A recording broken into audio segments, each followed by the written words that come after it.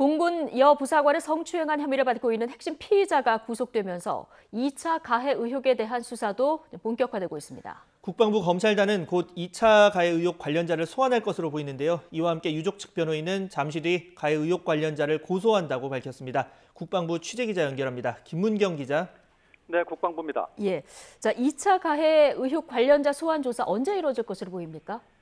네, 아직 정해지지 않았다는 게 군 공식 답변인데요. 하지만 수사 속도를 보면 당장 오늘부터라도 소환 조사에 나설 가능성이 높아 보입니다.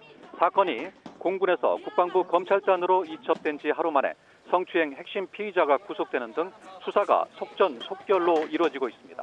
이를 위해 국방부 검찰단은 어제 구속된 장모 중사를 소환해 2차 가해 의혹을 집중적으로 캐물을 것으로 알려졌습니다.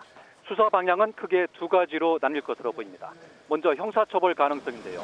숨진 이중사나 남자친구를 상대로 회유를 했거나 사건 은폐를 기도한 사실이 있는지입니다. 둘째로 사건을 수수방관한 경우입니다. 이중사가 지난 3월 초 성추행 피해 사실을 알렸음에도 불구하고 가해자와 피해자 분리 조치를 10여일 후에 하는 등 즉각 조치에 나서지 않은 배경이 무엇인지를 따질 것으로 보입니다. 특히 성추행 혐의를 받고 있는 장모 중사의 휴대전화는 이중사가 숨진 이후에 압수되는 등 부실 수사 의혹도 커진 상태입니다. 네, 오늘 유족 측 변호인이 가해 의혹으로 거론되고 있는 관련자를 고소할 예정이라고 언급했고 또 이와 함께 이 부실 대응 문제 어떤 방식으로 조사가 이루어질 전망입니까? 네, 유족 측 변호인인 김정한 변호사는 YTN과의 전화통화에서 2차 가해 의혹 당사자로 거론되는 인물을 잠시 후 고소할 계획이라고 밝혔습니다. 이와 함께 이중사가 지난해 회식 자리에서도 성추행 피해를 호소했었다며 이 간부도 고소 대상자에 포함했다고 밝혔습니다. 김 변호사는 오늘 가해 의혹 고소 대상자는 모두 부사관급이고 일단 3명이라고 밝혀 수사 진행 상황에 따라 더 늘어날 수도 있음을 시사했습니다.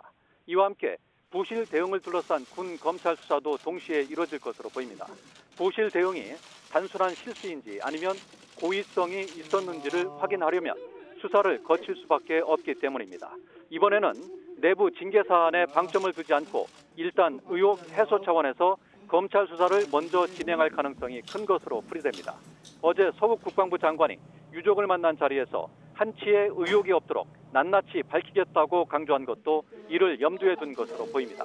따라서 군 검찰의 소환 대상자는 하급 간부부터 고위급에 이르기까지 대폭 늘어날 것으로 예상됩니다.